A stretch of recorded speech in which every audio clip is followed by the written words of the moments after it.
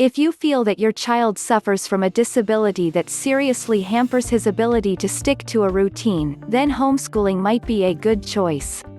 The child will be constantly under your supervision.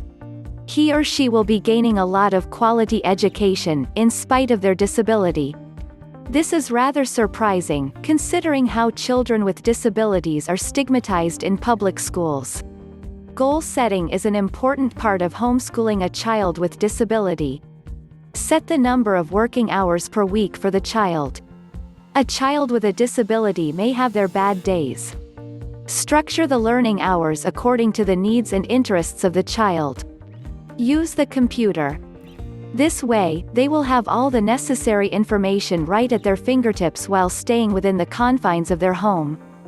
Field trips and other educational activities are just as important. Get help from your support group. Visit places of interest and interact with other children in the group. Take your child out for some activities so that they can socialize. Let them set their own pace with making friends. This will help in strengthening his or her self-esteem. Above all, remember that homeschooling is just the same, even when your child suffers from a disability.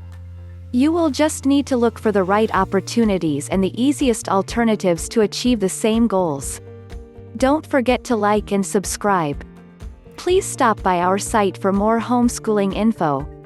If you are interested in a Christian, self-paced, online homeschooling course with customizable curriculum, just follow the link in the description.